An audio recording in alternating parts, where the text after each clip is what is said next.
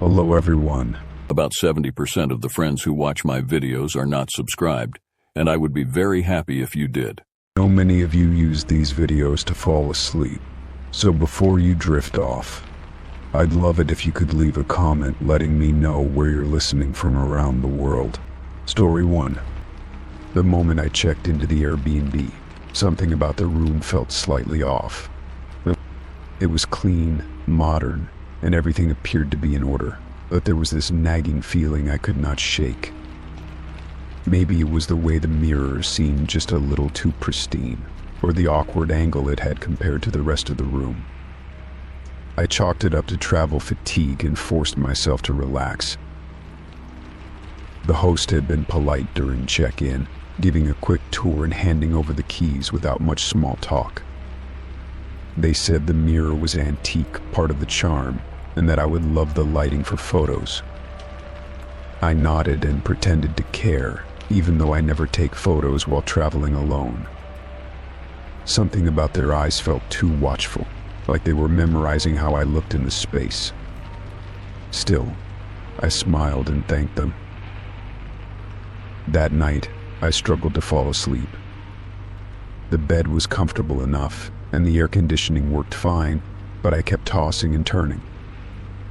I thought I heard faint clicking noises like a small mechanical shift, but convinced myself it was the old pipes or maybe just the fridge.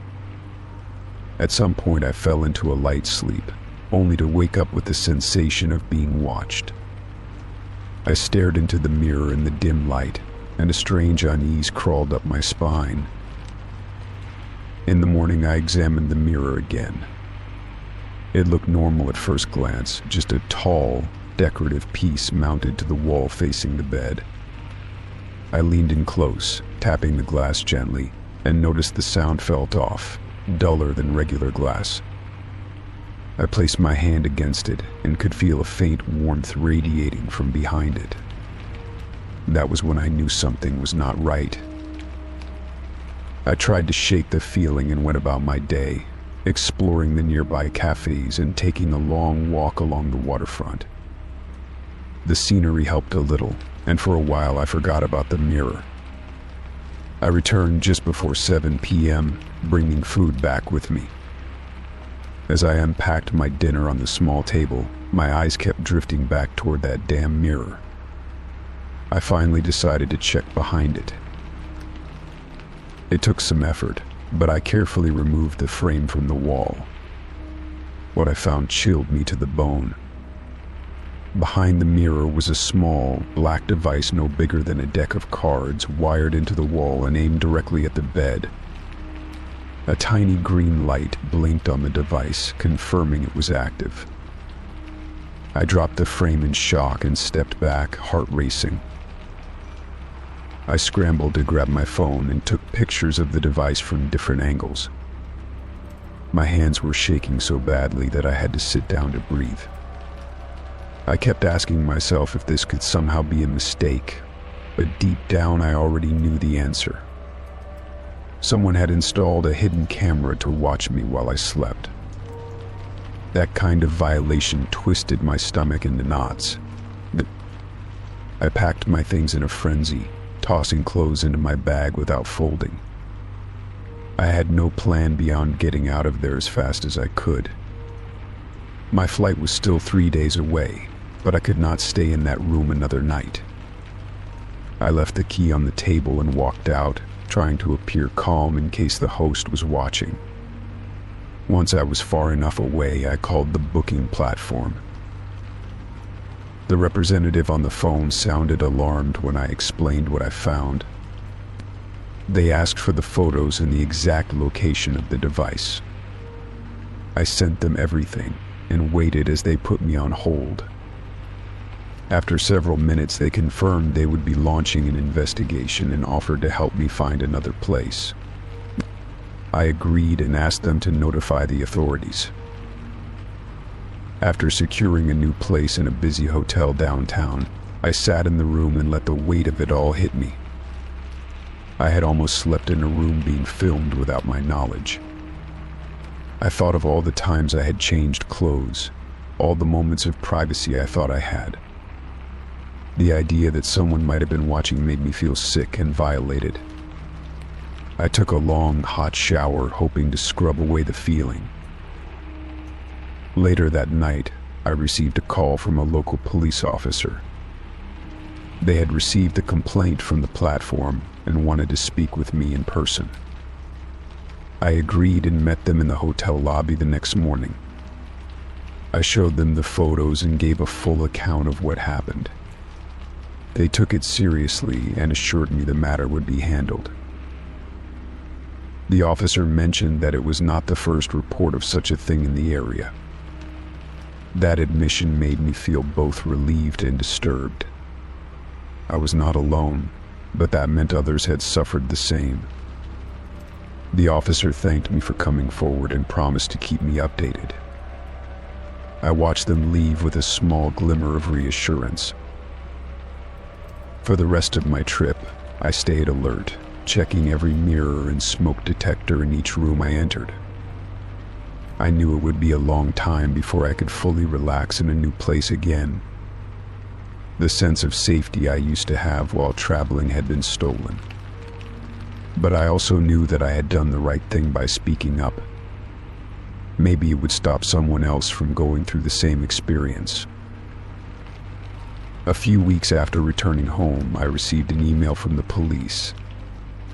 They had executed a warrant and found multiple hidden cameras in several of the host's properties. Evidence was being collected, and charges were being filed. I felt a mix of relief and anger knowing how long it had probably gone on. But justice, even delayed, felt like a step forward. The platform also followed up with a message thanking me for reporting the issue. They confirmed that the host had been banned and that the listing was removed permanently. They even offered to reimburse the entire trip, including my emergency hotel stay. I accepted the refund but told them what mattered most was that they tightened their policies. No one should have to find a hidden camera the hard way. I still travel, but with caution. I bring a small flashlight and scan every room, check every mirror, and trust my instincts more than ever. What happened changed me, made me more aware of the silent dangers that can hide in plain sight. But I also found strength in the way I responded, refusing to let it go unnoticed. I had been watched, yes, but I had also seen through the deception and taken action. Sometimes, when I pass by a mirror in a hotel room, I still pause. I remember that moment, the cold glass hiding a cruel secret. But instead of fear, I now feel a steady resolve. I was not broken by it. I was made sharper. Story 2. The first time I noticed something was off, it was subtle. A cup on the kitchen counter was a few inches from where I had left it. I blamed my own forgetfulness, told myself I must have nudged it without realizing. I live alone, so I tend to second-guess myself a lot. But that tiny detail stuck in the back of my mind like a splinter. I started locking everything more carefully after that. Front door, back door, windows, even the sliding glass panel that leads to the balcony. I double-checked each lock before bed, sometimes even getting out of bed to check again. It was not like I had experienced a break-in or anything. Still, something did not feel right, and that feeling grew heavier each night. Then came the photos. I found them on my kitchen table one morning. A neat stack of glossy prints with no note or envelope. My hands trembled as I picked them up. The first one was of me lying in bed, covers drawn up, mouth slightly open in sleep. The next few were worse. They showed me in various stages of sleep, from different angles, some from my bedroom door, others from what looked like just a few feet away. One was taken from above, like the photographer was standing over me. My chest tightened as I flipped through them, each photo making my skin crawl more than the last. Someone had been inside my home while I slept. I felt exposed in a way I had never felt before. I checked all the locks again, but they were secure. There was no sign of forced entry, no broken windows, no picked locks. The idea that someone had bypassed all that and stood in my bedroom sent a chill down my spine. I could not think clearly, could not breathe normally. I called the police, of course. They came and looked around, asked questions, took the photos as evidence. They were polite but not overly concerned, at least not visibly. There were no fingerprints on the photos, no obvious signs of entry. They told me to stay alert and call again if anything else happened. I bought new locks that afternoon, the kind you can only open with a code. I had a security system installed and even put up cameras in the main areas of the house. That gave me a bit of comfort, at least enough to sleep with the lights on. But in the quiet dark of night, I still felt watched. The feeling lingered no matter how secure I tried to make things. A week passed without any new incidents. I checked the footage daily and nothing seemed out of place. The motion sensors triggered only when I moved, no unexplained alerts or intrusions. I started to believe that maybe whoever it was had gotten what they wanted and moved on. Maybe the extra precautions had scared them off. That illusion shattered quickly. One morning I woke up to another stack of photos, placed neatly at my bedside. My blood went cold as I stared at them.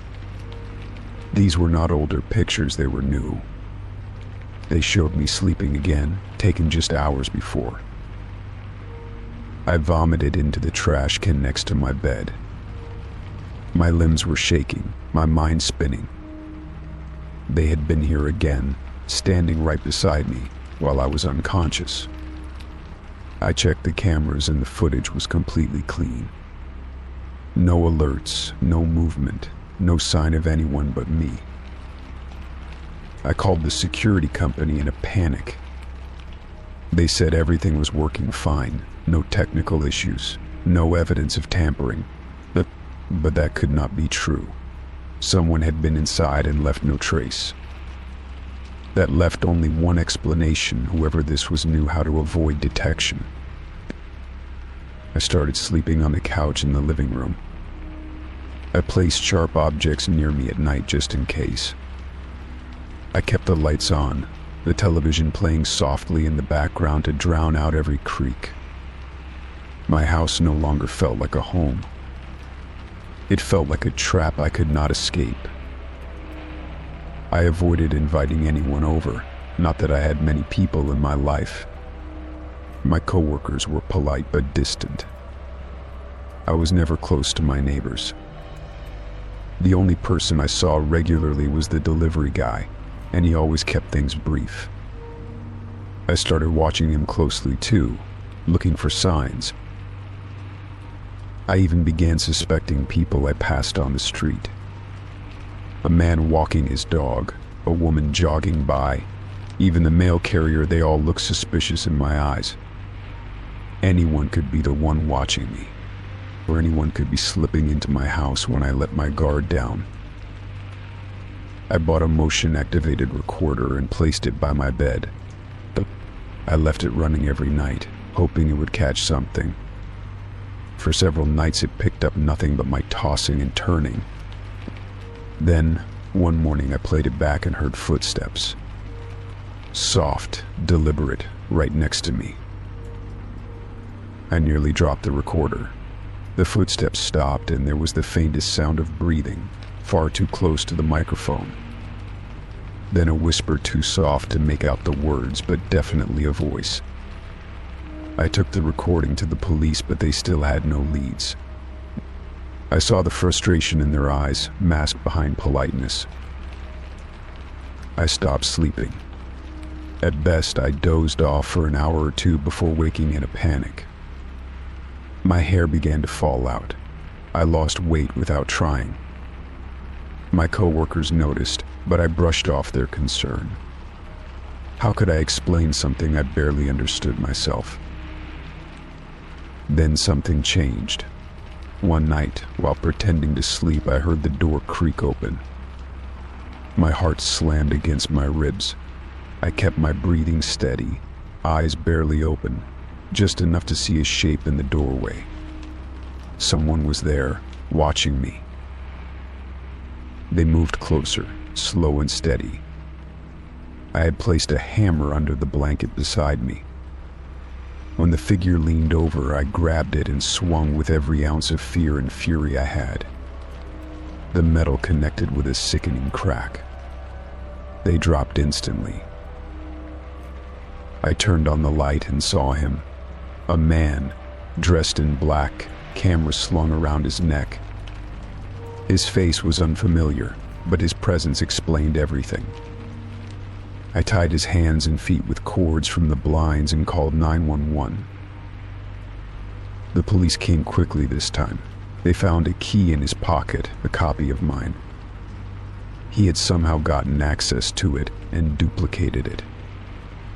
In his car, parked a few blocks away, were hundreds of photos. Not just of me sleeping, but of me in the shower, cooking, reading. He had been watching me for months. They arrested him on the spot. I later found out he had no criminal record, nothing to indicate what he was capable of. Just another face in the crowd, easily ignored. He said nothing during the investigation, just stared blankly at the wall. After that, I changed everything. New locks, new address, new routines. I kept my name off public records and quit my job. I live quieter now, more carefully, always watching. But the fear never left completely. I sleep better, but not without precautions. Cameras, alarms, and a weapon within reach. The memory of those photos never really fades. They remind me how fragile privacy is, how easily it can be taken. But I fought back, and I survived. That is what matters most. Story 3. I thought blocking him would be the end of it. After everything that happened, I finally gathered the courage to cut him off. I deleted his number, unfollowed him on everything, and blocked him on every app I could think of. The silence felt like a relief at first, a breath of fresh air after months of choking tension. I believed it was over and done, that I had finally reclaimed my peace. The first package arrived 2 weeks later. It was a small box, plain, unmarked, with no return address. At first, I thought it was a mistake, maybe something I had ordered and forgotten about. But when I opened it, I found a crumpled receipt from a fast food order I had thrown out the day before. My heart sank as I stared at it, confused and uneasy. I tried to tell myself it was just a coincidence. Maybe someone dug through my trash and thought it would be funny to send it back to me. But it did not make sense. Who would go through that trouble just for a prank? I threw the box away and tried not to think about it. But a few days later, another package arrived. This one was larger and heavier. Inside, I found empty containers from the same week, used tissues, and even a broken hairbrush I had tossed out. My own handwriting stared back at me from the grocery list I had scribbled and discarded. Panic started creeping in around the edges of my mind. I double-checked the locks on my doors and windows that night. The thought that someone might be watching me made my skin crawl. I lived alone and had not told anyone about what was happening. There was no one to reassure me, no one to tell me I was just being paranoid. I kept the lights on and barely slept. By the end of the week, I had received 3 more packages. They arrived like clockwork, one every other day. Each box held more of my trash, more things I knew had come from my apartment. But someone was collecting my garbage and sending it back to me. It was not just creepy, it was personal. I went to the local police station to file a report. The officer listened but offered little help. Since there was no direct threat and no proof of who was sending the packages, there was not much they could do. They advised me to install a security camera and keep all the packages as evidence. I left feeling more helpless than before. I bought a cheap camera and set it up near my front door. Every night, I would check the footage, hoping to catch a glimpse of the person leaving the boxes. But the packages kept coming, always delivered in the middle of the night when the camera lost clarity. The figure on screen was nothing but a blur, hunched and hooded, impossible to identify. The stress began eating away at me. I started double bagging my trash and taking it to a dumpster 3 blocks away.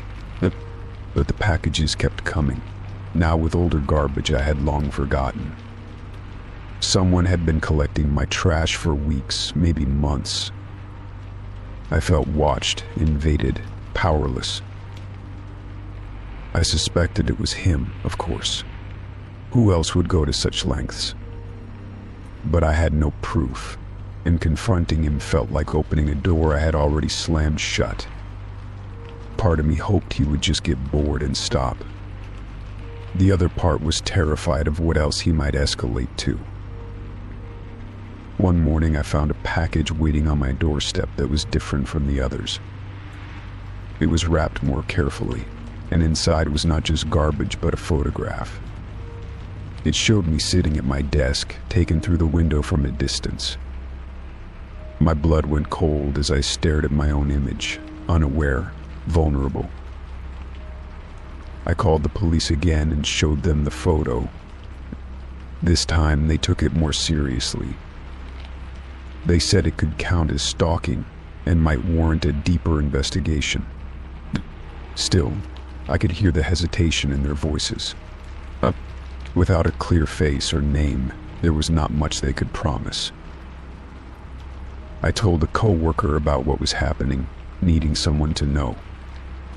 She urged me to stay with a friend or even consider moving. The idea of uprooting my life because of someone else's obsession made me angry. I had already given up so much, and I did not want to lose more. But fear was starting to outweigh pride. I spent the next few nights at her place, sleeping on her couch, jumping at every noise. The packages stopped while I was gone. It confirmed what I had feared most, that whoever it was, they knew where I lived and when I was home. I felt like a prisoner in my own life. When I returned to my apartment, I made a decision. I was not going to be scared anymore. I took my laptop and went through every online account, every old photo, every trace of my past with him. I deleted everything that could tie me back to him. I changed my number, set up 2-factor authentication, and even contacted the landlord about changing my locks. A few days later, I received a message through an old email I rarely used. It was from an anonymous address, but the tone was unmistakably his. The message was short, just a sentence telling me I could never throw him away like trash. I reported it, blocked the account, and took a screenshot for the police. That was the last message I ever got. The packages stopped arriving after that. I do not know what changed. Maybe he realized I was not afraid anymore. Maybe the police presence made him back off. Or maybe, finally, he just gave up. I kept the camera up for a while longer, just in case. The footage remained quiet, uneventful. I began to sleep better, breathe easier, and slowly piece my life back together.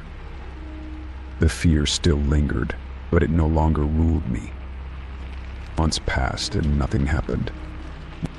I took a short trip out of town, reconnected with old friends, and even started dating again.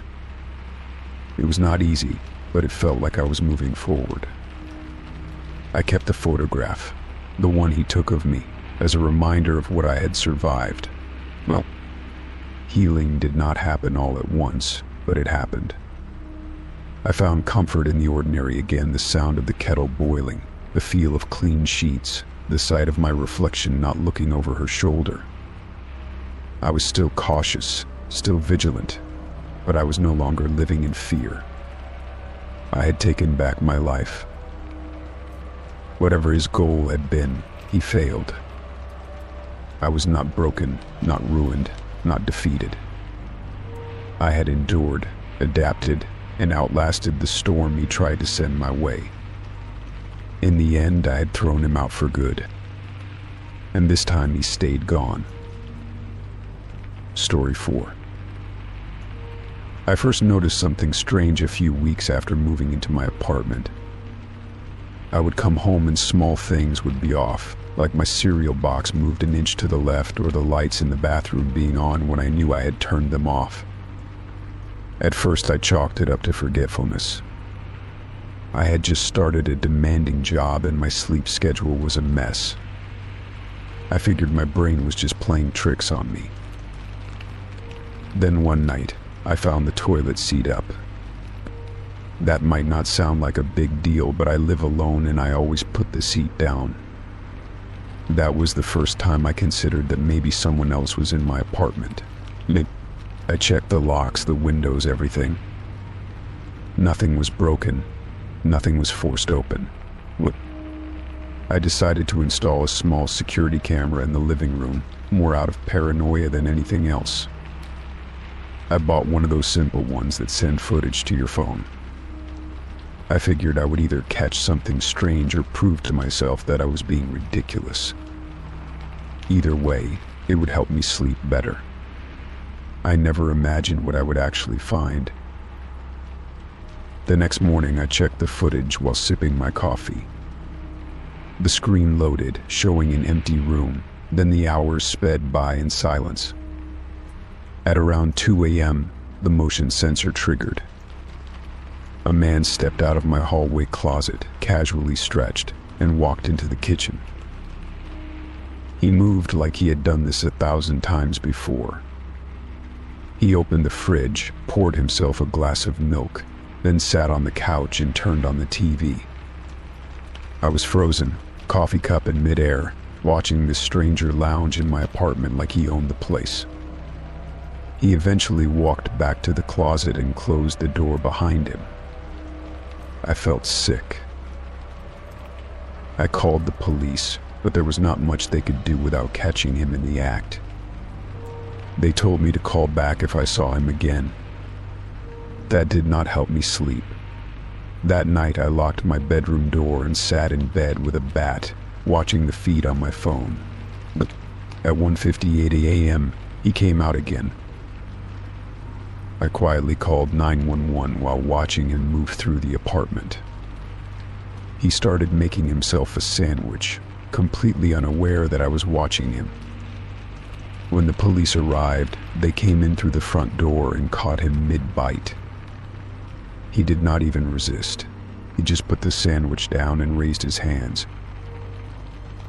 They asked him a few questions right there in the living room while I stood behind them in shock. He told them he had lived here for months, that he had made a copy of my keys the first week I moved in, after we met in the hallway, that he had simply never left. He claimed he had nowhere else to go, and that he only stayed in the closet during the day to avoid being seen. I could not understand how I had not noticed him sooner. How did someone live in my apartment without me knowing? The police took him away, and I was left with more questions than answers. After he was gone, I changed the locks and had the closet door sealed shut. I could not bring myself to open it again. For weeks, I kept expecting him to come back. Every creak of the floor or whisper of wind outside sent my heart racing. I barely slept, barely ate. I called my landlord to explain what had happened and asked if they had any records of anyone else living here. They confirmed that only I was listed on the lease. No other tenants, no maintenance scheduled, nothing. Somehow he had just inserted himself into my life like a shadow. I hired a locksmith to install a more secure deadbolt and got a better security system. I added cameras to every room. I even asked a friend to stay with me for a few days just so I would not be alone. It helped, a little, but not enough. One night, a week after the incident, I heard a knock on the door. I froze, holding my breath. The knock came again, slow and steady. I looked through the peephole and saw nothing. When I opened the door, there was only a small note on the floor. It read, "I never left." That was it. No signature, no explanation. Just 4 words that made my blood run cold. I slammed the door and called the police again. They searched the apartment thoroughly and found no one. No signs of forced entry, nothing out of place. But the note was real.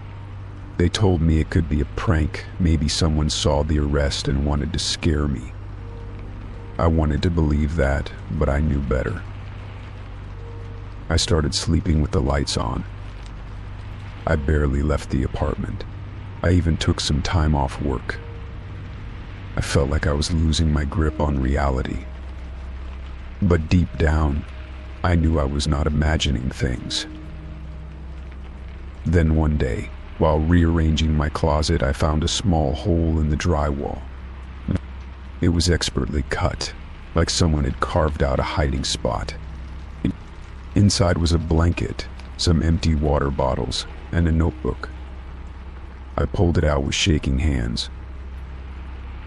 The notebook was filled with pages and pages of writing, observations about me, my routines, my habits.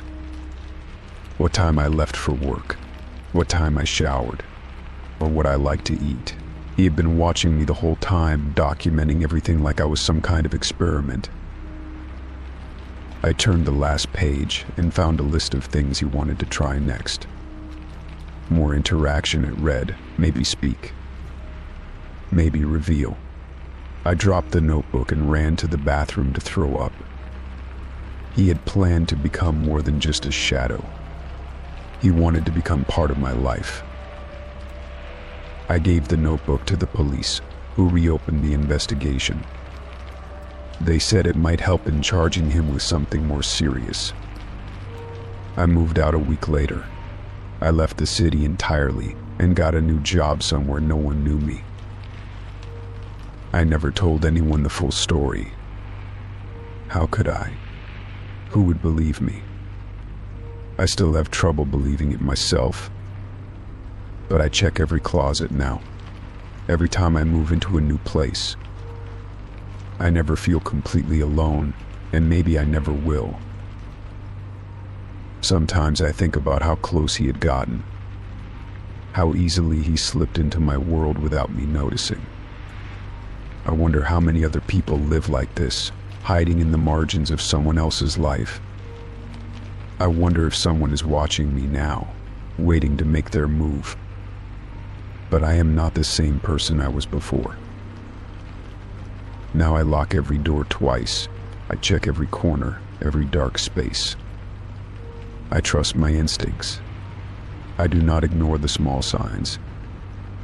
And if I ever hear a sound I cannot explain, I do not assume I imagined it. I make sure I know who is in my home. I make sure no one can just copy a key and never leave. And most of all, I never let myself forget what happened.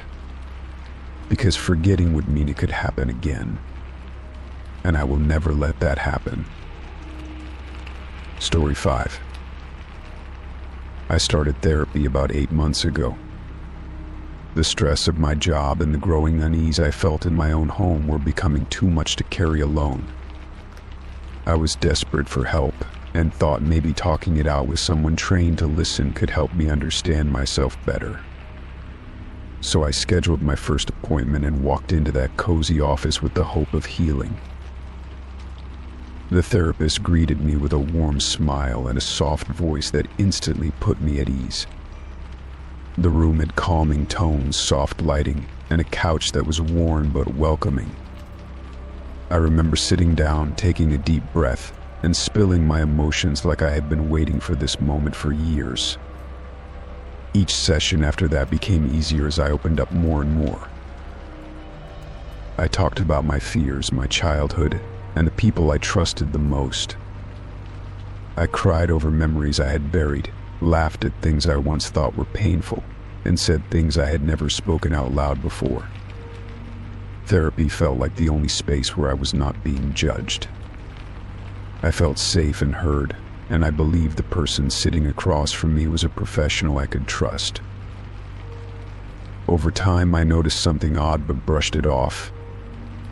Occasionally, the therapist would glance at a device on the side table, not a notebook or a laptop, but something that looked like a recorder. I assumed it was part of their method, maybe something used for reference, and I never questioned it. I figured therapists sometimes recorded sessions for their own review, especially with patient consent. I never gave consent, though. I was never asked. Still, I did not think much of it at first, because the trust I had built with them felt real.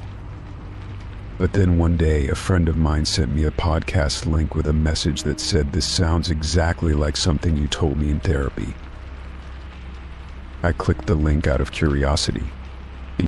The title of the podcast was vague and professional sounding, something that could easily be mistaken for a generic mental health show. But as I listened, my blood ran cold. The episode told a story almost identical to what I had shared during my 4th session. At first, I told myself it had to be a coincidence. Surely there were others with similar experiences. But then the speaker on the podcast said a very specific detail about my story, one I had never told anyone except during that session. My stomach dropped. There was no denying it. That was my story. The voice on the podcast had been altered, but I knew it was my story. My words, my pain, told to the world by someone who swore to help me heal. I felt betrayed in a way I never knew possible. My trust was not just broken, it was shattered beyond repair. I did not want to believe it was my therapist. I tried convincing myself that maybe someone had overheard me talking, or that it was an insane coincidence. But the more episodes I listened to, the clearer it became. Story after story lined up perfectly with things I had said in sessions over the months. There were details only a therapist would know. Stories about fears I had never shared outside of that room. They were told with slight modifications, enough to hide identities, but not enough to hide the core truth. I could even hear the hesitation in the speaker's voice when discussing parts that were deeply personal. I stopped attending sessions immediately. I never confronted the therapist face to face. I could not bear the idea of sitting in that room again, pretending I did not know. I canceled all upcoming appointments and ignored follow-up messages. For a few weeks, I shut down emotionally. I stopped talking to friends, ignored calls, and avoided places that reminded me of that office.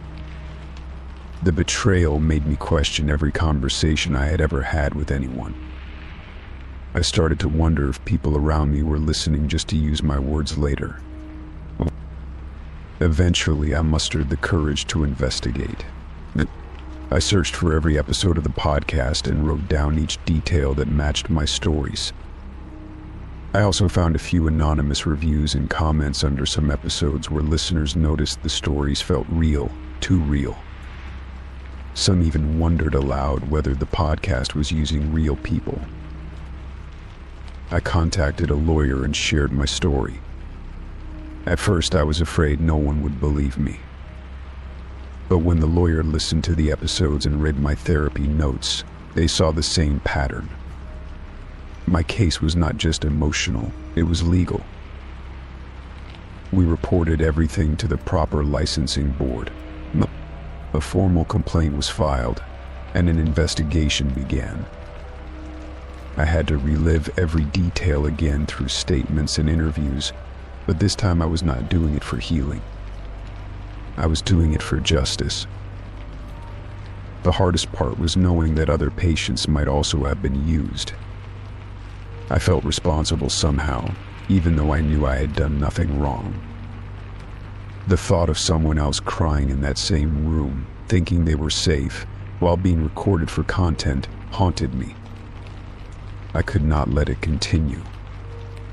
Months passed before I received an update. The therapist was found to be in violation of multiple ethical and legal standards. They lost their license, and the podcast was taken down from all major platforms. I was offered a settlement and the opportunity to pursue further legal action if I wanted. But more than money or revenge, I wanted closure. I wanted to feel safe again. I wanted to trust that there were still people out there who genuinely wanted to help others without turning their pain into a product. So I took the win for what it was and moved forward. I started therapy again, this time with someone new, someone highly recommended and transparent about their methods. It took me a long time to open up again, but I did slowly. I asked questions, set boundaries, and made sure everything was on my terms. This time, the healing came with caution. Now I speak to others about my experience not to shame, but to warn. But trust is fragile and sacred, especially when someone is in pain. If something feels wrong, it is okay to question it. Therapy should never leave you feeling more broken than when you began. I found my strength again, not through silence, but through action. What happened to me will not define me, but it has shaped me. I know now that healing does not come from someone else fixing you. It comes from taking back control, even after someone tried to steal it from you. Story 6. It started with little things. A spoon in the wrong drawer. A window I was sure I had closed standing wide open the next morning. My keys moved from the hook to the coffee table, even though I never placed them there. At first, I blamed myself. I thought I was just distracted or forgetful. But the unease did not go away. I began to double-check everything. I took photos of how I left rooms before going out, just to prove to myself that I was not losing my mind. Still, I came home to subtle changes. The couch cushion was slightly indented as if someone had just been sitting there. I lived alone, in a small house I inherited from my grandmother. It was quiet, nestled at the end of a street no one really drove down unless they lived nearby. I worked from home, but I would leave now and then to run errands or grab groceries. Those were the times when the changes occurred, always while I was away. The idea of someone breaking in while I was gone scared me. I installed a camera facing the front door. The footage showed nothing unusual. No one entering, no one leaving. Still, things kept happening inside. One night I placed a small line of baby powder on the hallway floor. I left for a walk and returned an hour later. There were faint smudges in the powder. Not full footprints, just enough to suggest movement. That was when I started to suspect someone was inside my home. I did not want to believe it. I checked every closet, every crawl space, under every bed. Nothing. Everything was still and quiet, and yet I could feel it. That horrible prickling sense that someone was watching me. Then I remembered the attic. I had not been up there in years. The entrance was one of those ceiling hatches with a pull-down ladder. I always assumed it was too cramped for anyone to live in. But I could not ignore the possibility anymore. I decided I would go up there the next day, The morning was bright and clear. I stood beneath the attic entrance with my phone light in one hand and a broom in the other, just in case. Pulling down the ladder was harder than I expected. Dust rained down, and I coughed as I climbed up. The air smelled musty, thick with old wood and insulation. At first, I saw nothing but cobwebs and boxes. Then my light caught something strange. A sleeping bag, a pile of wrappers, half a loaf of bread, slightly moldy, tucked beside a backpack. My heart pounded. Someone had been living here. They had built a small nest in the far corner, hidden behind insulation panels. Clothes were folded neatly beside a milk crate filled with toiletries.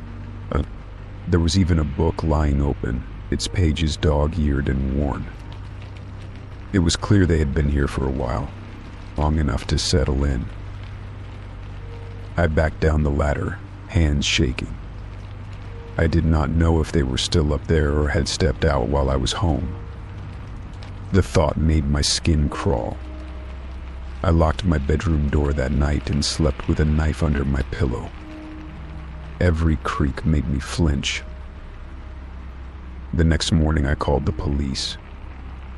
I did not tell them everything, just that I thought someone had been squatting in my attic. They arrived quickly, 2 officers checking the house while I waited outside. One of them climbed into the attic with a flashlight and a gun. Minutes passed before he called out that it was clear.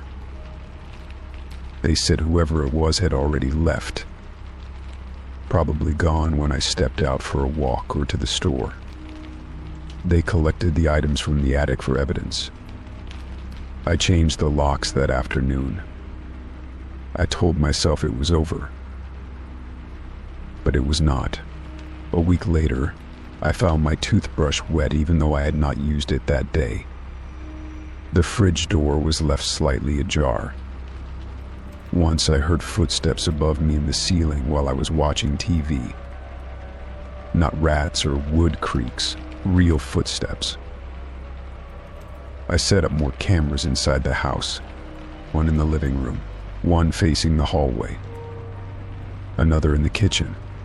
That night I left the house for 2 hours. I returned and reviewed the footage immediately. What I saw made my stomach turn. A man, thin, gaunt, barefoot.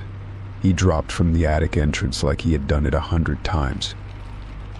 He moved quickly, checking the rooms, opening the fridge, sipping from a bottle of juice. Then he disappeared back up the ladder, all within 20 minutes. He had been living above me this whole time, slipping out only when I was gone. I called the police again and showed them the footage. They swept the attic but found nothing. It was empty, the bedding gone, the crate missing. They said he had probably seen the cameras and decided to leave for good. Still, I did not feel safe. I could not sleep. I kept hearing noises. I started staying with a friend across town. I only returned to collect mail and check on things. But every time I felt that same chill, like someone was watching from the shadows. Eventually, I decided to sell the house. I packed everything, tossing out anything I did not need. While clearing the attic for the last time, I found something wedged behind a beam. A note scribbled on the back of a receipt. It read, "Thank you for the shelter. Sorry for the trouble.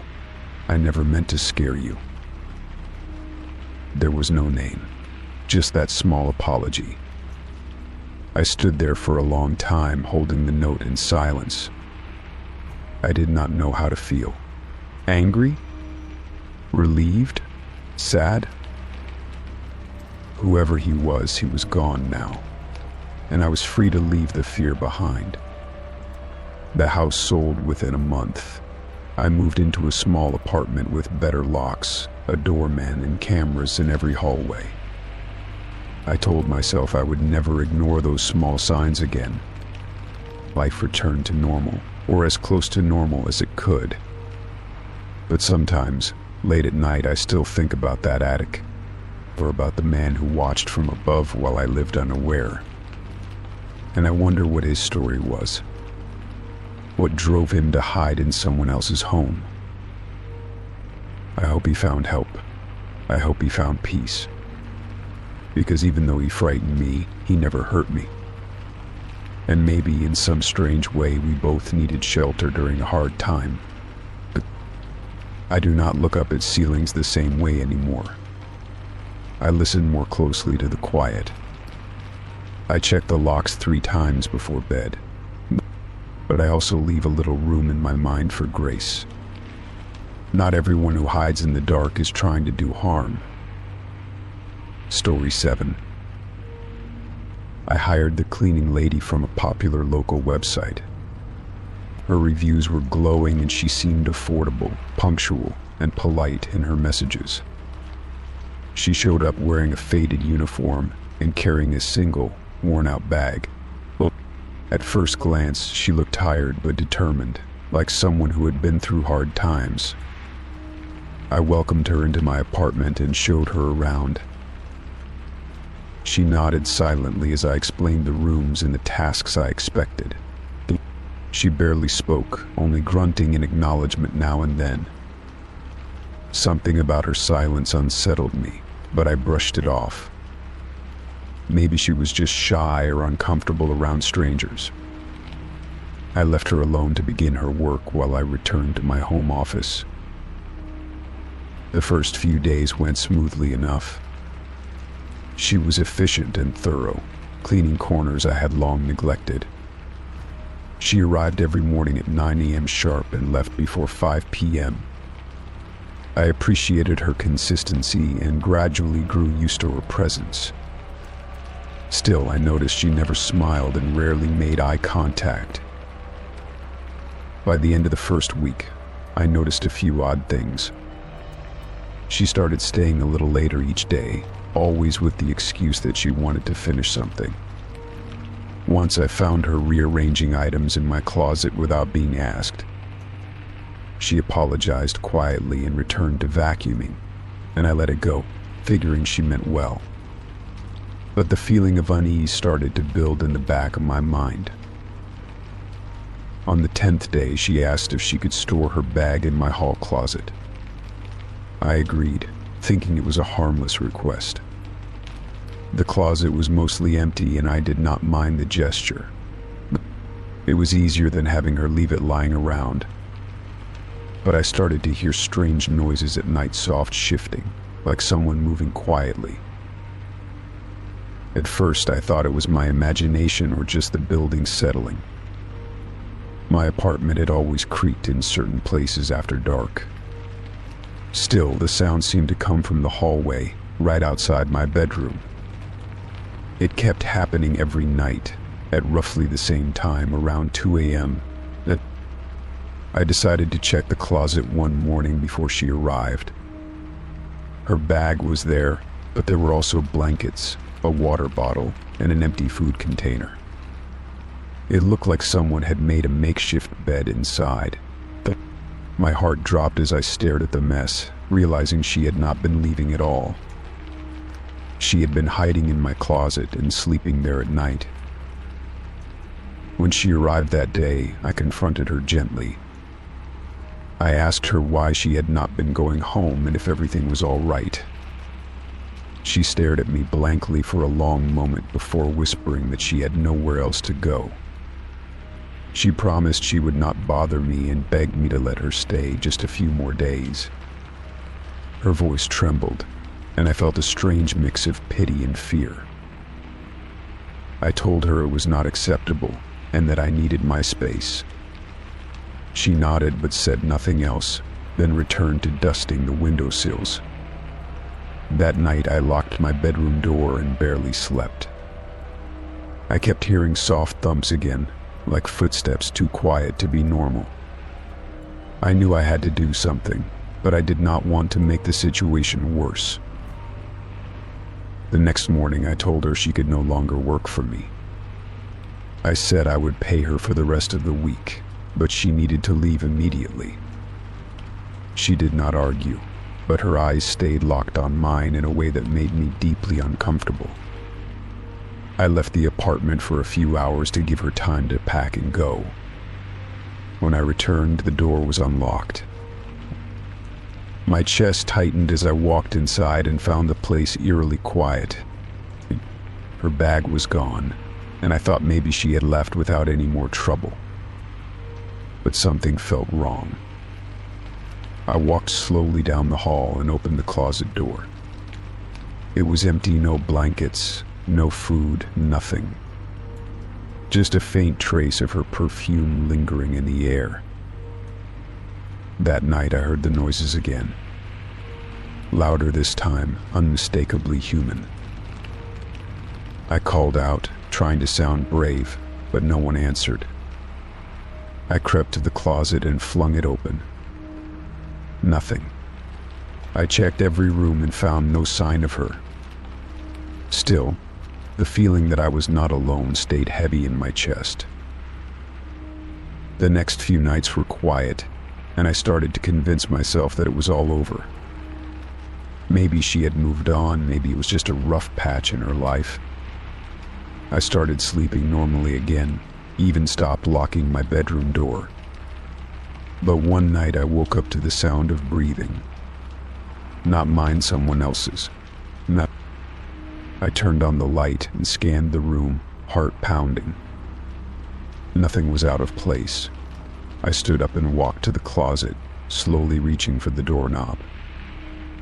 I hesitated, then opened it. She was there, crouched in the dark, staring up at me with wide, glassy eyes. She did not speak. She did not move. She just stared. I backed away and grabbed my phone, dialing 911 with shaking hands. The dispatcher stayed on the line as I waited in the living room, afraid to go back to the closet.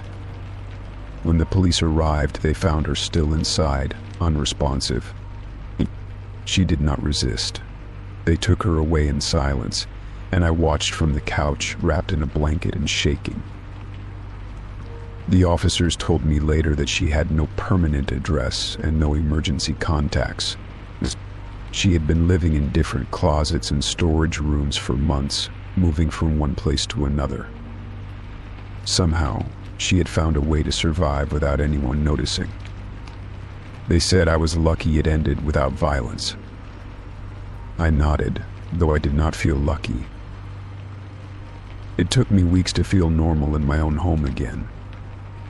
I changed the locks, installed security cameras, and kept my bedroom door closed every night. I stopped hiring help from unverified sources. I even started sleeping with a light on, something I had not done since childhood. I needed time to feel safe again. Eventually, the fear began to fade.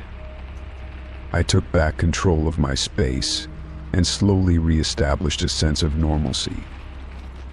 I talked to friends, even a therapist, and allowed myself to process what had happened. I realized that not all dangers scream or shout, some simply hide and wait. But I also learned how resilient I could be when I needed to be. In the end, I chose not to be afraid of my home anymore. I moved past the shock, cleaned out the closet myself, and reclaimed every inch of space she had taken. What started as a simple act of hiring help turned into something I could never have predicted. But I survived it. I took back my life and my home, one day at a time. Story 8. When I first met his parents, I was nervous but excited. He had spoken of them in such glowing terms that I wanted to make a good impression.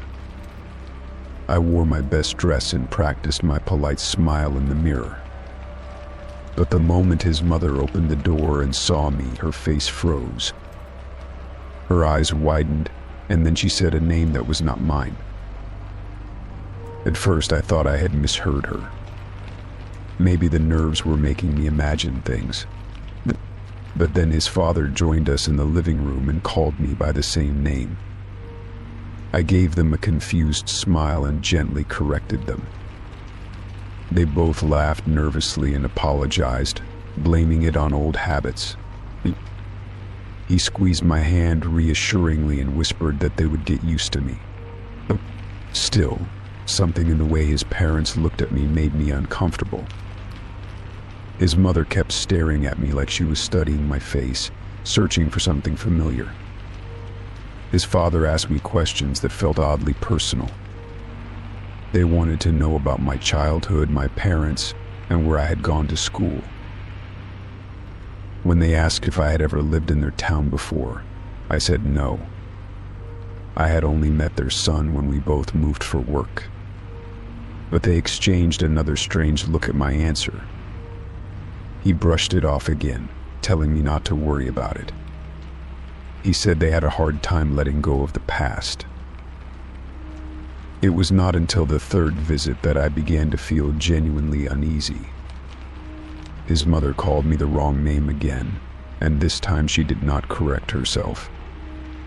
His father smiled warmly, nodding along like everything was fine. When I tried to bring it up with him afterward, he shrugged and said they were just old and forgetful. But I could not shake the feeling that there was more to it.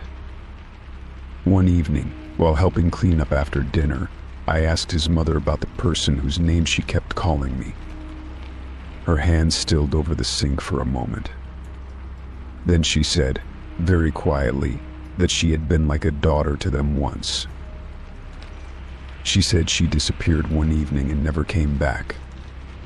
No one ever found her or figured out what happened. She told me they still held out hope, even though it had been years. I apologized for bringing up painful memories and tried to steer the conversation in another direction. But later that night, I asked him directly about her. He looked annoyed but not surprised. He told me she had been his girlfriend a long time ago, and they had dated for over 2 years. She had vanished one summer evening, and the police never found any clues. He insisted he had nothing to do with it. He said he had moved on, and so should his parents. I wanted to believe him. I needed to believe that there was a simple explanation for everything. But the more time I spent with his family, the more I began to notice little things that disturbed me. His mother had pictures of her all over the house. Not a single one included me, even though we had been together for almost a year. I once found a drawer in the hallway filled with mementos that clearly belonged to someone else. A bracelet, a journal, an old scarf. Things that looked well used and well loved. I did not dare touch them for long. The journal was half full of entries written in neat, rounded handwriting. I flipped through it quickly, just enough to read a few lines. They were about him, about how she was worried he was hiding things, about how she was starting to feel afraid. I put the journal back where I found it and shut the drawer. That night I told him I found it while looking for a pen. He looked tense and said those were his mother's things. I did not press further, but a knot of dread settled in my chest. Something was wrong, and I could feel it in my bones. Things got worse after that. His parents stopped pretending to correct themselves. They only ever used her name when they spoke to me. Even when I corrected them, they would nod and say yes, of course, then use her name again 5 minutes later. It started affecting our relationship. I asked him to talk to them, to tell them how much it bothered me. He said he did, but nothing changed. I began to wonder if he was even trying. I began to wonder if he even wanted them to stop. The turning point came one weekend when we stayed over at his parents' house. I woke up in the middle of the night to find his mother standing at the foot of the bed. She was staring at me, her eyes wide and full of something I could not name. I asked her if she was okay, but she just whispered the name again and walked out. I barely slept after that. The next morning, I told him I wanted to leave early. He argued with me, saying his parents would be hurt. But I had reached my limit. I packed my bag and waited by the car until he finally came out and drove me home. I decided to take some time apart. I told him I needed space to think. He seemed frustrated but agreed. For a week I stayed at a friend's place and tried to clear my head. That was when I decided to do my own digging. I went to the library in his hometown and searched through old newspaper articles. I found dozens of stories about her disappearance. Most were filled with speculation and vague statements. But one thing kept showing up in all of them. She had been planning to break up with him. She had told her friends she was afraid of what he might do. She had started keeping a journal, just in case. My blood went cold when I read that. I remembered the journal in his parents' house. I remembered the entries about fear. I realized that I might have been living out the same story. I went to the police and told them everything I had experienced. They listened carefully and took notes. They asked for details, timelines, and descriptions. I gave them what I could. They told me they would look into it, but not to expect immediate answers. I broke up with him that night. I told him it was over and that I never wanted to see him again. He looked shocked at first, then angry. He accused me of snooping and said I was paranoid. But I knew I had made the right decision. In the weeks that followed, the police reopened the case. They searched his parents' house again. This time, they found more than just old mementos. They found clothing buried in the backyard that matched what she had last been seen wearing. They found traces of her DNA in the crawl space under the house. He was arrested soon after. So were his parents. It turned out they had all been involved in covering up what happened. She had tried to leave him, and they had made sure she never could. The truth unraveled piece by piece, but in the end, justice came for her. I testified in court. I told them everything I had seen, heard, and felt. The jury believed me. He and his parents were sentenced and taken away. I walked out of the courthouse feeling like I could breathe for the first time in months. It took time to recover. I had nightmares for a while. I kept wondering how close I had come to ending up just like her. But I also felt something else. Gratitude. Gratitude that I had listened to my instincts. Now I live in a new city, far away from all of it. I have a job I enjoy and friends who support me. I still think about her sometimes, and about how her story helped save mine. And every time I look in the mirror, I remind myself that I am not her. I am me, and I survived. Story 9. I had just put the baby down for the night. The apartment was quiet except for the gentle hum of the heater and the occasional creak of the floorboards. I sat in the living room, half watching a show while scrolling through my phone. It had become part of my nightly routine since the baby was born.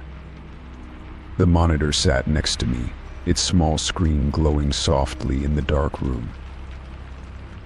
I glanced at it, expecting the usual view of the crib and the nightlight casting shadows across the wall. Instead, my heart stopped.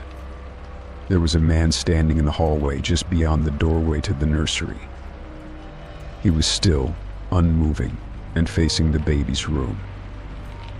I stared at the screen, frozen, hoping it was a glitch. But it was not a glitch. The hallway light was off, yet I could see him clearly on the monitor, thanks to the infrared night vision. He stood tall, almost too tall, with broad shoulders and a dark outline that did not match anything I owned. But the baby monitor had no sound at that moment, so I could not hear if he was making any noise. I reached for my phone with trembling hands. My first instinct was to call someone, anyone. I punched in the numbers for 911 and waited as the line rang. My voice came out low and shaky as I told the dispatcher what I saw. She told me to remain calm and stay on the line. I was instructed to lock the door to the living room and wait for help. I crept to the door and turned the lock slowly, not wanting to make a sound. The silence in the apartment had become oppressive, like a thick fog pressing against my ears. I moved back to the monitor, hoping to see that the man was gone. Instead, he had moved closer to the nursery door. I bit back a sob and pressed the phone harder against my ear. The dispatcher asked if I could still see him. I told her yes, that he had moved and was just standing there. I whispered that I lived alone, that no one should be in the apartment with me. She told me officers were en route and would be there in minutes. I sat there, knees pulled up, staring at the screen and willing the man to disappear. The minutes dragged like hours.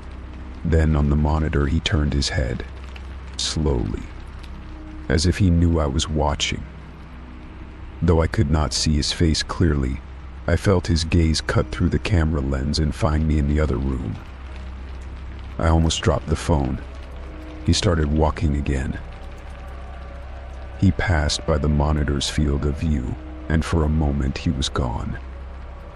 My heart pounded in my chest so loudly I could barely hear the dispatcher. I stood up, unsure of what to do next. Should I run? No. Hide? I had no weapon. The only thing in reach was a heavy candle holder on the side table. The creak of a floorboard pulled my attention back to the hallway. It was not the baby's room. It was closer. Much closer. I held my breath, candle holder gripped tight in my hand, and listened. There was nothing. Silence again, but I knew he was still there. Then the baby started crying. A sharp, piercing wail that shattered the tension like glass. I lunged for the monitor, needing to see if the man was in the room. He was not. The crib was empty. I could still hear the crying, so I knew the baby had to be there, but the camera showed nothing. My hands began to shake. I whispered into the phone that the baby was gone from the crib. The dispatcher asked me to stay calm and reminded me the officers were almost there. She asked if I could hear anything else. I said no, only the baby crying. She asked me to stay where I was, but I could not. I had to check. Every instinct told me it was a bad idea, but I could not sit still. I unlocked the door and crept down the hallway, every step deliberate and silent. The crying grew louder as I approached the nursery.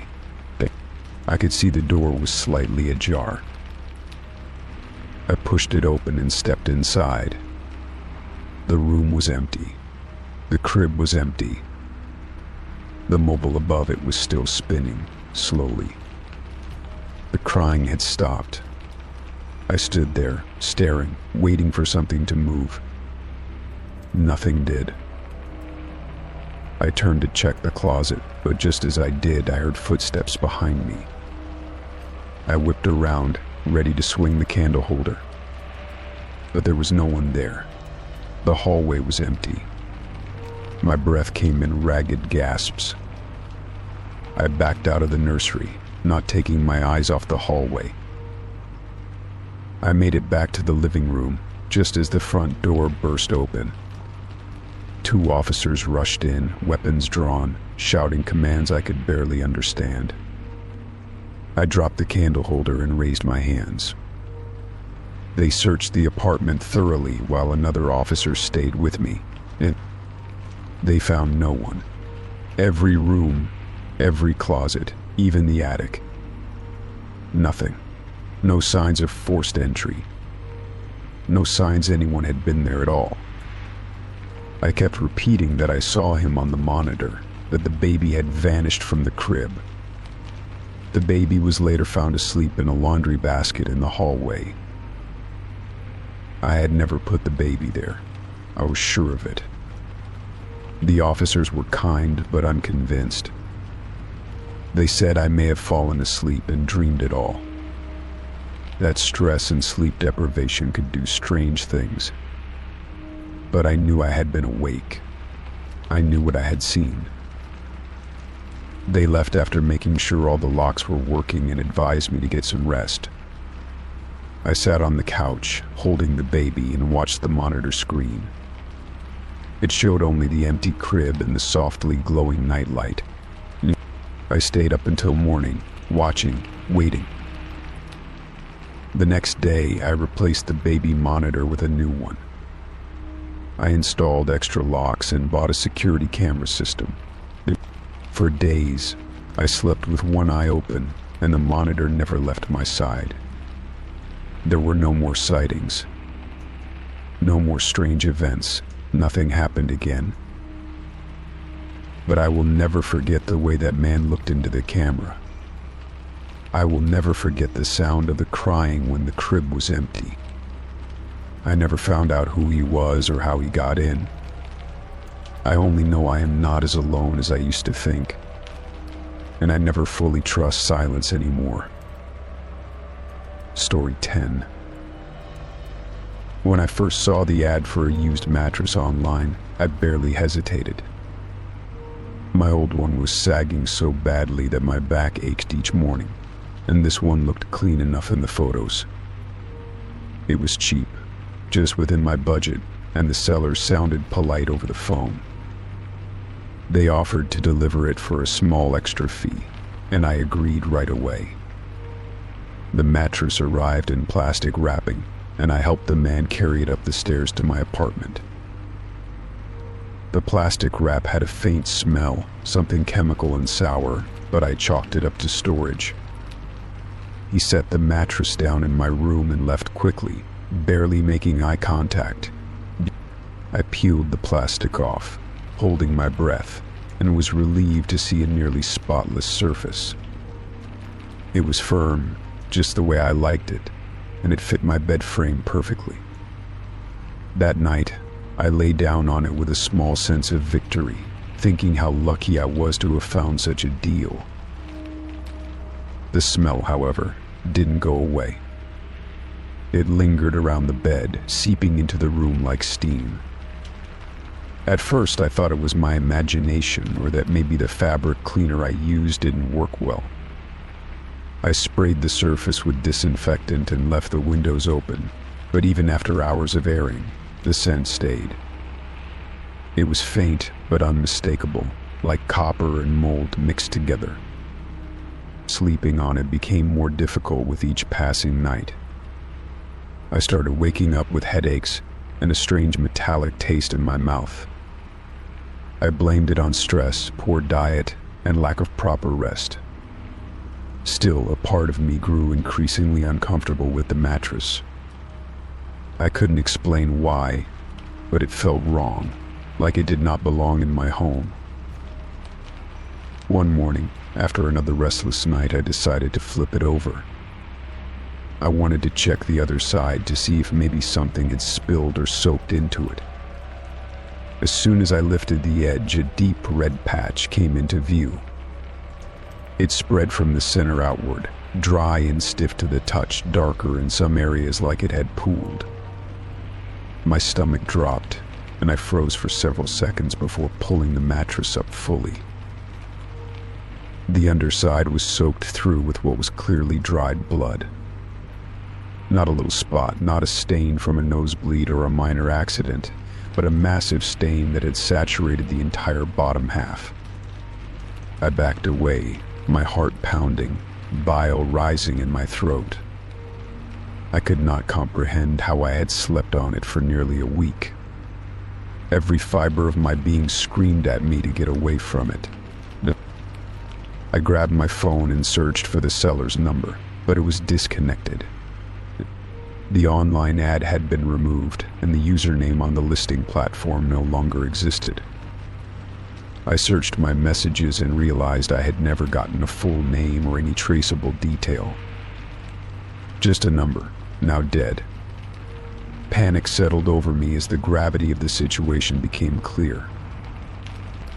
I called building management, asking if they had footage of the man who helped deliver it. They told me the cameras were for show, not actually recording.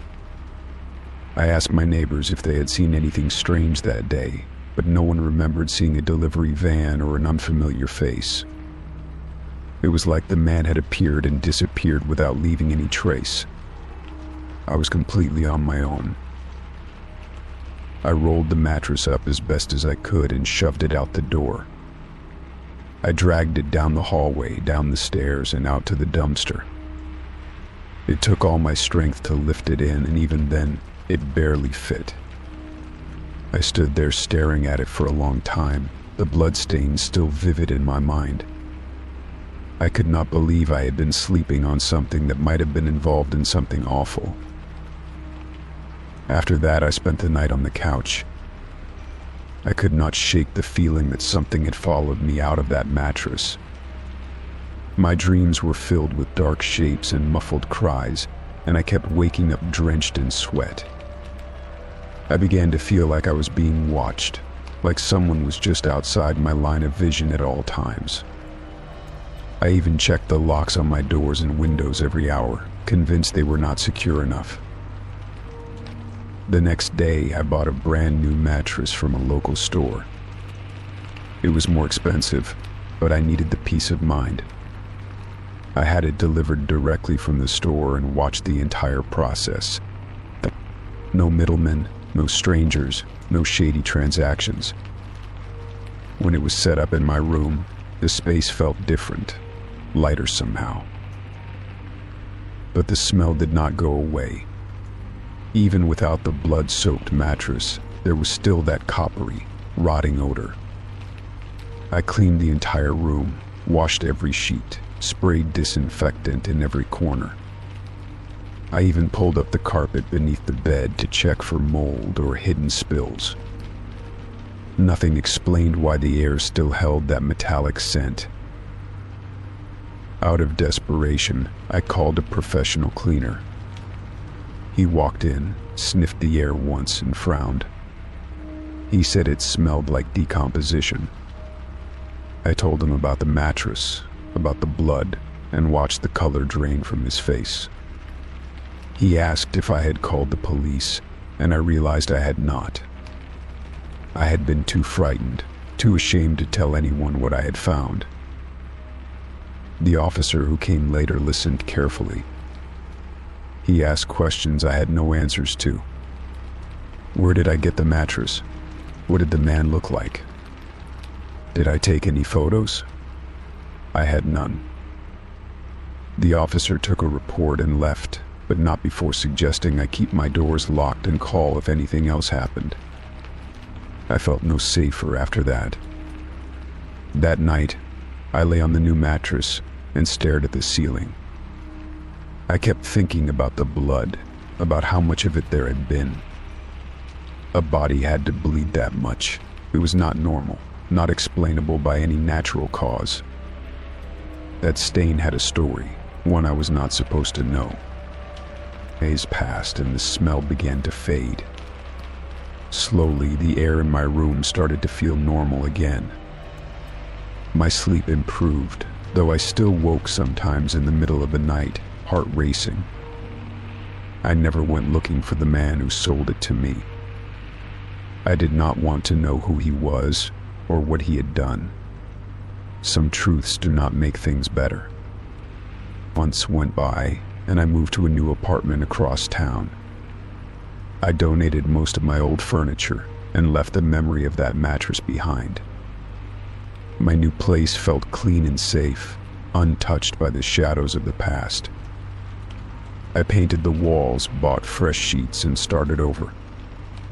The nightmares stopped, and I began to live normally again. Sometimes, though, when I walk past alleys or dumpsters, a smell will drift by and stop me cold. It is never strong, just a whisper of something rusted and ancient.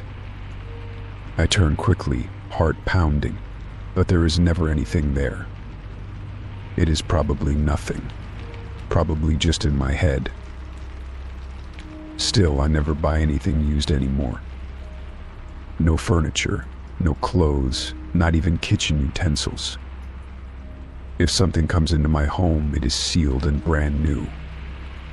I would rather spend more than wonder what secrets lie hidden just beneath the surface.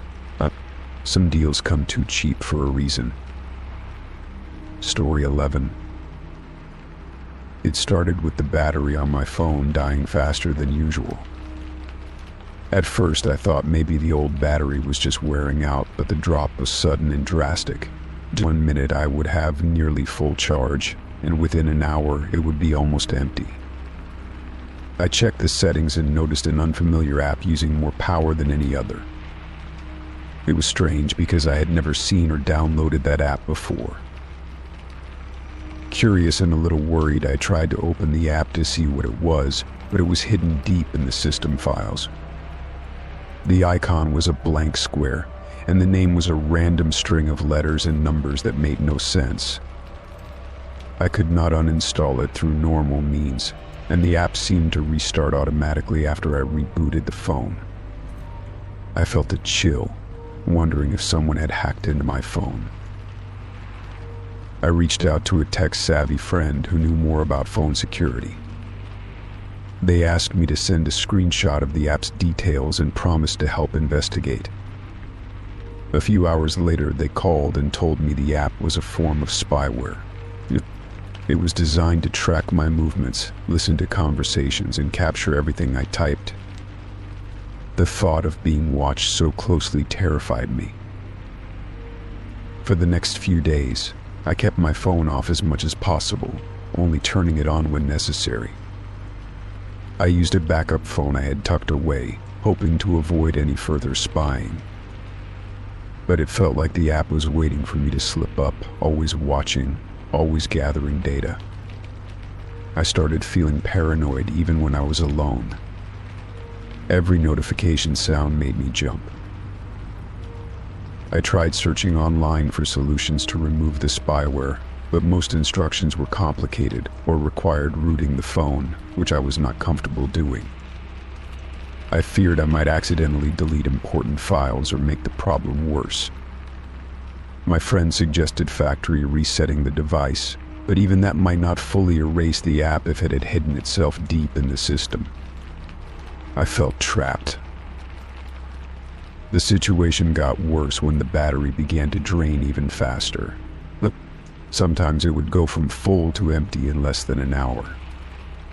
I noticed the phone getting hot even when it was just sitting on the table unused.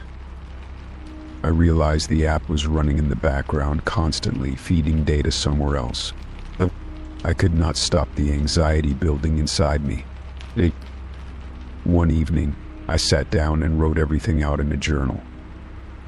The paranoia, the sleepless nights, the feeling of invasion. It was exhausting and isolating, and I wondered who wanted to spy on me. I had not shared any secrets or involved myself in anything suspicious. The idea that someone could watch me without my knowledge felt like a nightmare come true. Determined to take action, I went to a professional phone repair shop the next day. I explained the situation and asked if they could help identify and remove the spyware.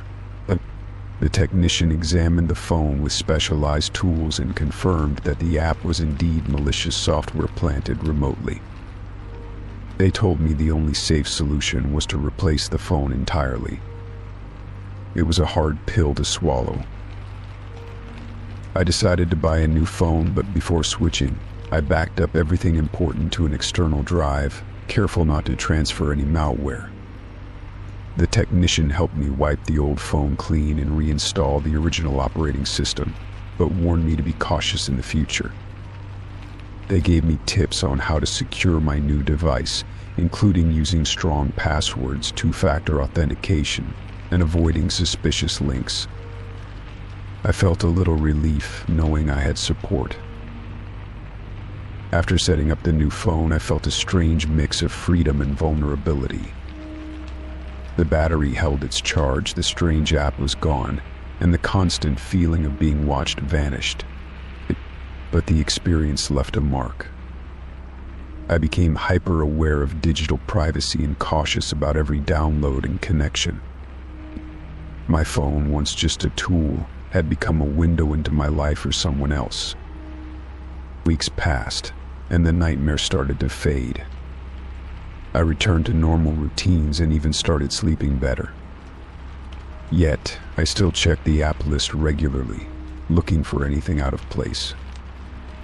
It became a habit, a way to protect myself from being hurt again. I realized that while the technology could invade, I had regained control through knowledge and vigilance. One afternoon, I received an unexpected message from a cybersecurity group thanking me for reporting suspicious activity. They had traced similar spyware to a hacking ring targeting ordinary people, not just high-profile targets. My report had helped them uncover a larger network. That small victory made me feel empowered, like I had turned my fear into something positive. Reflecting on everything, I understood how important it is to guard privacy fiercely in this connected world. The experience taught me that technology can be both a blessing and a danger. I could not erase the feeling of invasion entirely, but I had learned to stand strong against it. I was no longer just a target. I was someone who fought back. In the end, the mysterious app was gone, but the lessons remained. I took comfort in knowing that awareness and action are the best defenses. And while I never found out exactly who was spying on me, I found peace in reclaiming my life and my privacy. It was a hard journey, but I came out stronger on the other side. Story 12. It started one evening while I was cooking dinner. The smart speaker in the kitchen suddenly spoke up without me saying anything. The voice was unfamiliar, not the usual calm, robotic tone I was used to. Instead, it sounded colder, sharper, almost like someone else was controlling it. But I froze for a moment, unsure if I had imagined it or if the device was malfunctioning. I tried to brush it off as a glitch. Maybe the speaker had picked up some background noise or a command from the TV. I told it to play my favorite playlist, and it obeyed as normal, no strange interruptions. Still, the odd voice lingered in my mind, making me feel uneasy as I ate my meal. I decided to keep an eye on it just in case. The next day, while working from home, I heard the speaker respond again. This time it was during a video call with a coworker. Out of nowhere, it answered a question that no one had asked it. The voice was clearer now, and I recognized that it did not belong to the usual assistant. My heart raced as I looked around, but there was no one else in the room. I felt like I was losing my mind.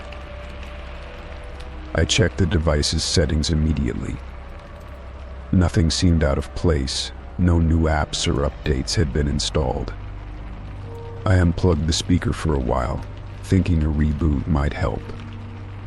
When I plugged it back in, it was silent for hours. I started to feel relieved. Maybe the problem was just a temporary glitch after all. That night, however, the strange voice returned louder than before.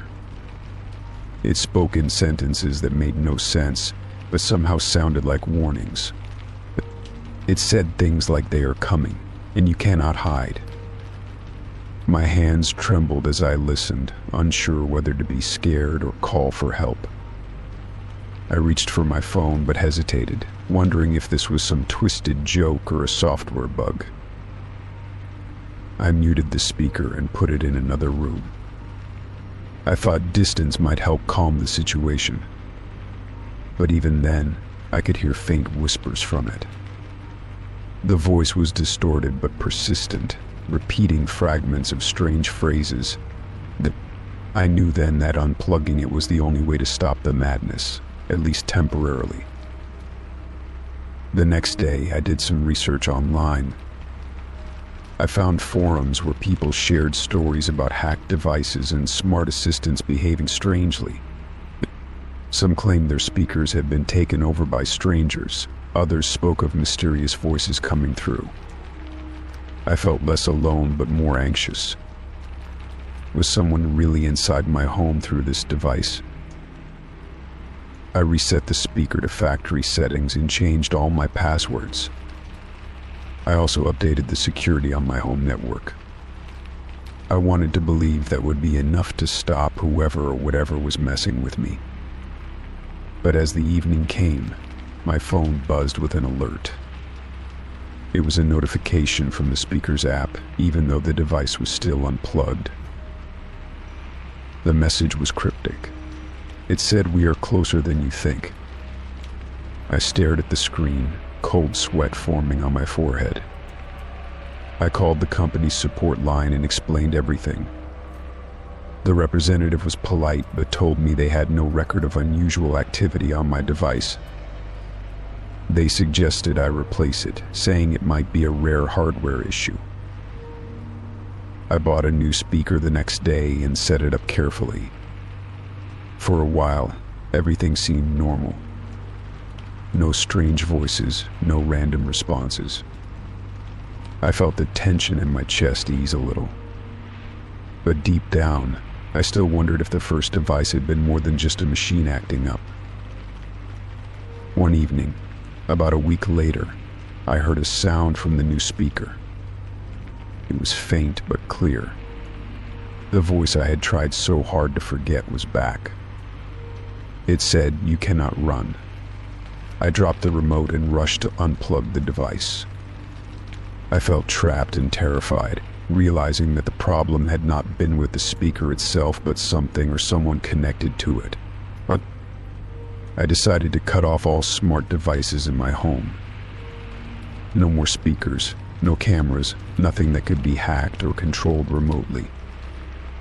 I went old school, using a regular alarm clock and a landline phone. It was inconvenient, but my peace of mind was worth it. I also installed extra locks on the doors and windows, making sure no one could enter unnoticed. Slowly, the strange occurrences stopped. The house felt quiet again, the oppressive feeling lifting from the walls.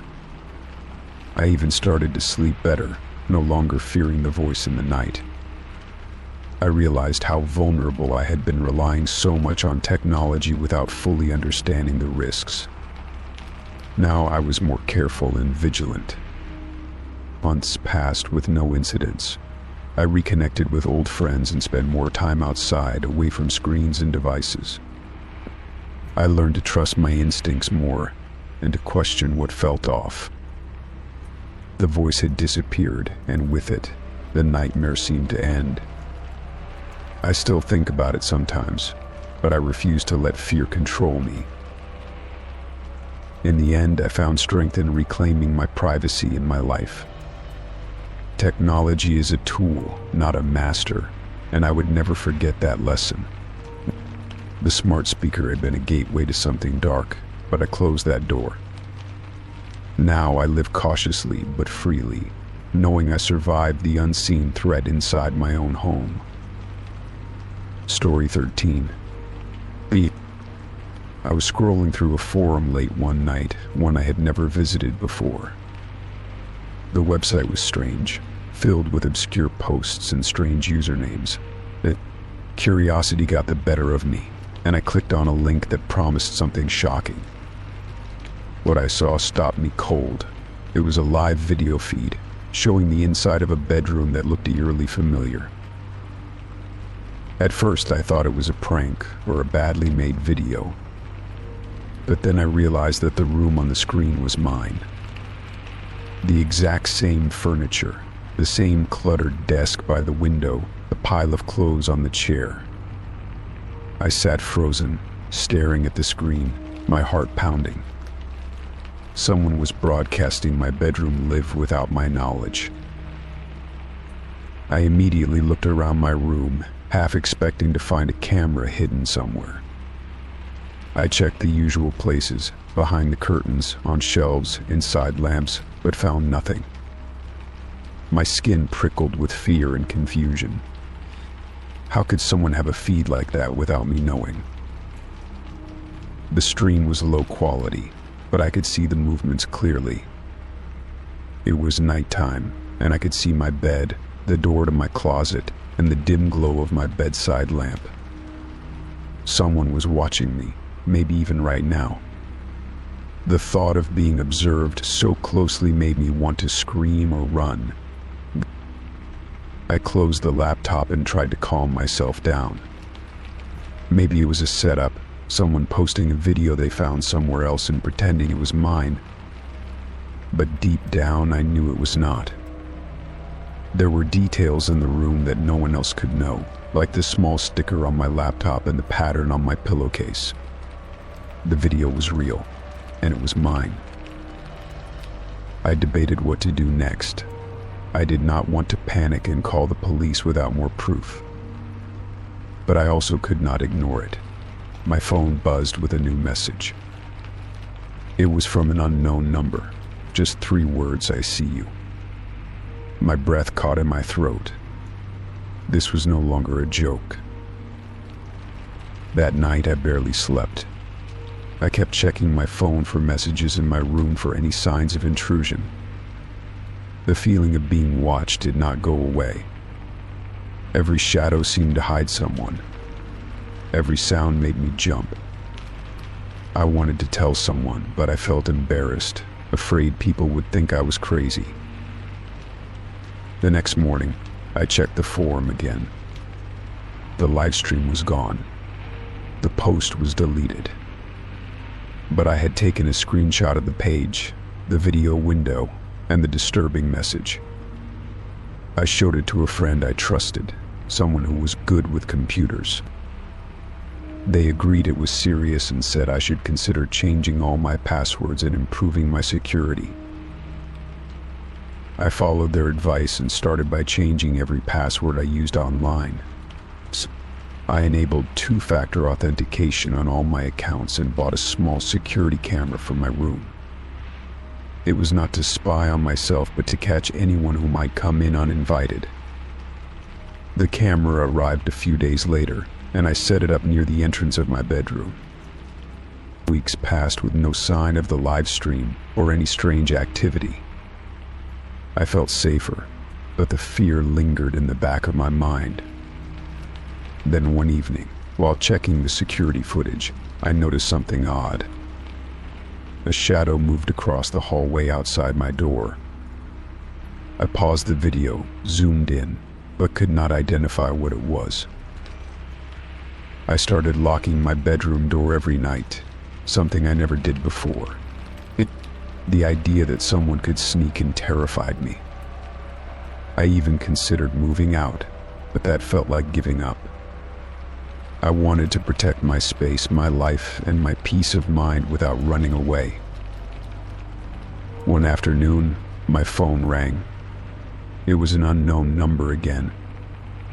I almost did not answer, but something made me pick up. A voice spoke softly, almost a whisper, saying that I should stop looking for answers. The line went dead before I could reply. I sat frozen, clutching the phone. I contacted the police and reported everything, including the live stream, the messages, and the shadow on the camera. They said they would open an investigation, but warned me it might take time. In the meantime, they advised me to stay vigilant and not confront anyone if I suspected a threat.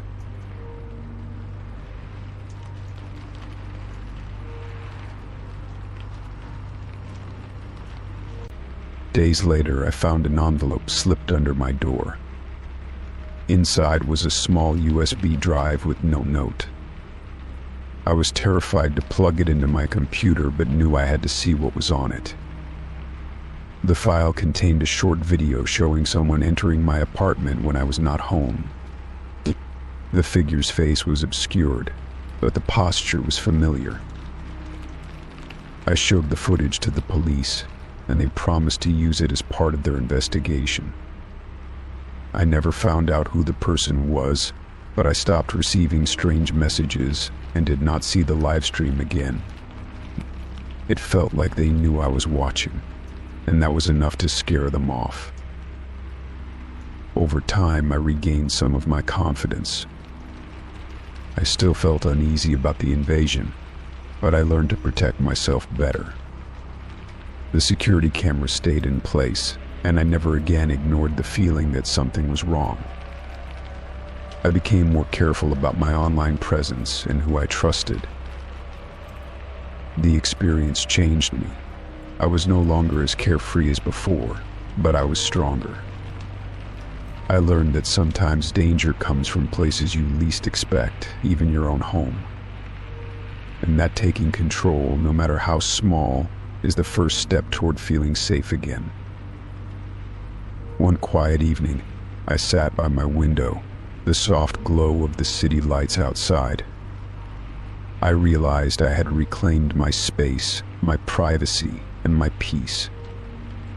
The nightmare had passed, and though the scars remained, I was no longer afraid to live in my own room. The fear that someone was watching had finally faded away. Story 14. I was running late for an important meeting when I decided to order a rideshare. My phone showed the estimated arrival time, and I watched the little car icon inch closer on the map. When he arrived, I felt relieved. It was a rainy evening, and the streets were slick with water. I hopped in the back seat without a second thought. As soon as we pulled away, I noticed he did not follow the GPS directions. Instead of taking the usual route through the main roads, he turned onto a narrow side street. I glanced at the screen, but the driver seemed determined to ignore it. I politely asked if he was sure about the route. He smiled and said, "I know a shortcut." The shortcut did not feel right. The streets got darker, emptier. The buildings became older, more run down.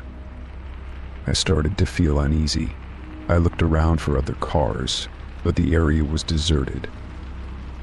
The driver did not say much, just kept his eyes on the road. I tried calling the meeting organizer to explain I might be late. My hands were shaking slightly as I typed out the message. The signal dropped out suddenly, leaving me disconnected. I felt a pit grow in my stomach. Why was this happening now? The driver took a sharp turn onto a gravel road, and my heart sank. We were no longer on paved streets. All fences with barbed wire loomed on either side. The rain made the gravel slick and noisy under the tires. I realized this was not a shortcut. This was something else entirely. I asked him again to turn back. He gave me a blank look and said, "We will be there soon." I looked through the window.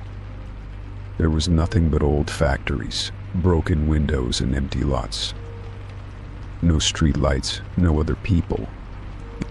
The kind of place you see in horror movies. My mind raced. I opened the door handle to get out, but it was locked. I leaned forward and told him firmly, "I want to get out now." He glanced at me briefly, then back at the road. His hands gripped the steering wheel tightly. I felt trapped. My phone was dead. No help coming. Suddenly, the car stopped near an abandoned warehouse. The driver turned to look at me, his face unreadable in the dim light. I tried to keep calm, asking him again why we were here. He said nothing. My heart pounded so loud I was sure he could hear it. I noticed the glove compartment was slightly open. I reached over and pulled it fully open. Inside was a small flashlight and a tire iron. I grabbed the tire iron and held it tightly in my lap. The driver's silence made me more scared than any words could. In its past intense silence, I stared out the window, looking for anything that might help me escape. Then I saw a shadow moving behind the warehouse. My mind jumped to worst-case scenarios, but I knew I had to stay alert. Panic would only make things worse. I decided to try talking to the driver again, this time more calmly. I asked if everything was okay, if he needed help. He said, "I just wanted to show you something." My hands clenched the tire iron tighter. I was not sure what that meant, but it did not sound good. I noticed a small door on the side of the warehouse slightly ajar. The driver reached for the door handle and tried to open it, but it was stuck. I took a deep breath and said, "Let me try." He nodded reluctantly. I pushed the door open wider and a rush of cold, damp air hit us both. Inside was dark, but not pitch black. The flashlight from the glove compartment helped. There were crates stacked everywhere and the smell of old machinery. I looked around quickly for exits. I spotted a metal ladder leading to a window above. The driver was watching me closely. I said, "I am going to climb out." He nodded again, almost like he was waiting for me to do it. My heart was still racing, but I moved quickly. I climbed the ladder and pushed the window open. The cold night air hit my face. I pulled myself out onto the roof. From there, I could see the city lights in the distance. I jumped down to the ground carefully. My legs shook as I ran towards the fence at the edge of the property. I heard footsteps behind me and dared to look back. The driver was following, but slower now. I reached the fence and found a gap where the wire had been cut. I squeezed through and did not stop running until I was on a busy street again. I flagged down a passing car and asked for help. The driver stopped immediately and called the police. When the officers arrived, I told them everything. They searched the area but found no sign of the rideshare driver. My phone was dead, so I had no way to identify him. The police said they would check the app for the driver's information and get back to me. I stayed at a nearby cafe until I felt calm enough to go home. The city felt different now, less safe. I kept looking over my shoulder. I could not stop thinking about how close I had come to danger. I deleted the rideshare app from my phone the next morning.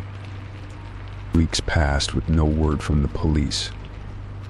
The incident haunted my thoughts, but I tried to move on. I took a taxi whenever I needed to get somewhere. I avoided rideshares completely.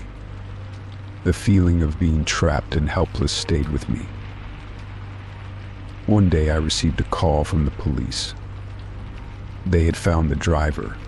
It turned out he was using a fake identity. He had been involved in several similar cases, but always disappeared before anyone could catch him.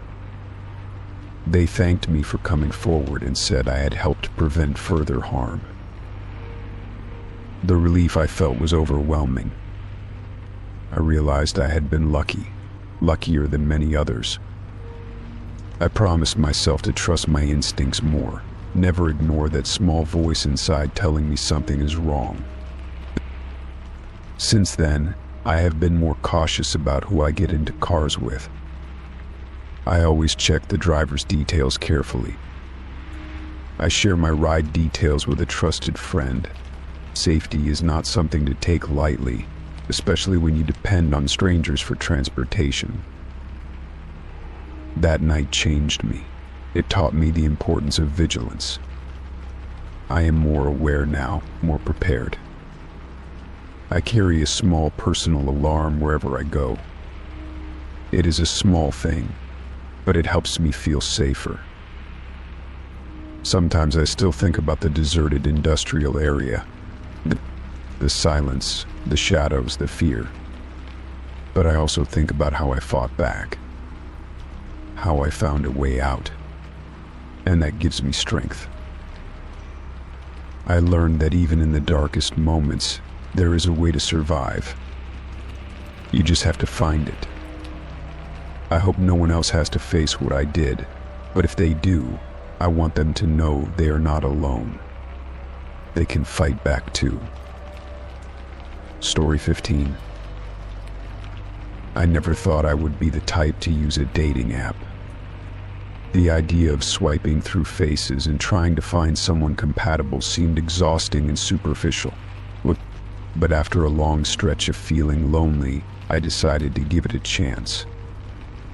Maybe meeting someone through an app would break the cycle of my isolation and give me a fresh start. I created a profile late one evening, adding a few photos of myself and writing a short bio about my interests and what I was looking for. The next day, I started scrolling through potential matches. Most seemed like normal people looking for connection, but one profile caught my attention immediately. The photos were stunning, and the person seemed funny and genuine in their bio. We matched within minutes, and soon messages started flowing between us. The conversations were easy and lighthearted at first, filled with jokes and questions about favorite movies and music. As days passed, our chats became deeper and more personal. I found myself looking forward to our conversations more than anything else. We decided to meet for coffee after a couple of weeks. I felt nervous but excited. When I saw them waiting at the cafe, my heart skipped a beat.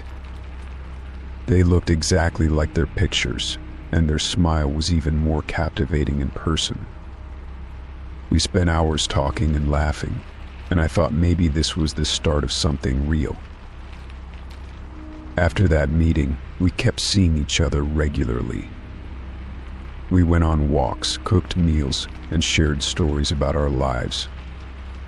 It felt natural and comforting to be around them. I started imagining a future together, one where I was not alone anymore. Then one day, out of the blue, I found myself looking up their photos on the internet. I was just curious to see if anything new popped up about them.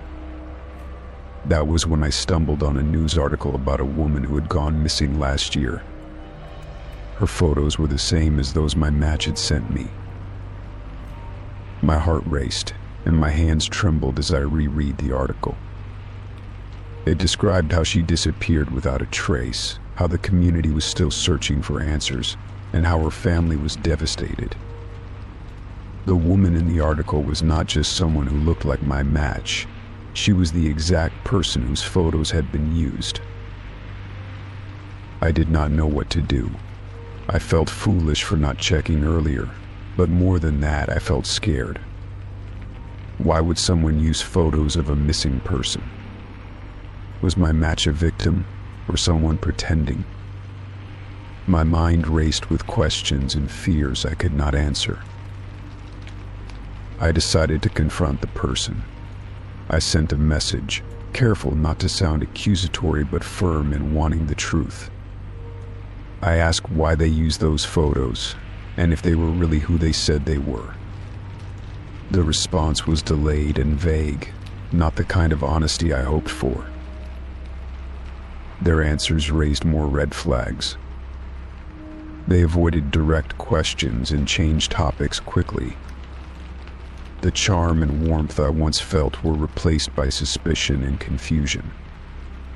I realized I had been deceived by someone who was hiding behind someone else's identity. I took a break from the app, needing time to process everything. I felt betrayed and embarrassed for trusting so easily. But I also felt grateful that I had found out before things went too far. The truth had spared me from deeper hurt. I reported the profile to the app, hoping they would take it down and protect others. I also looked into ways to help the family of the missing woman, donating to searches and raising awareness online. It felt like the least I could do to honor the real person whose life had been stolen in more ways than one.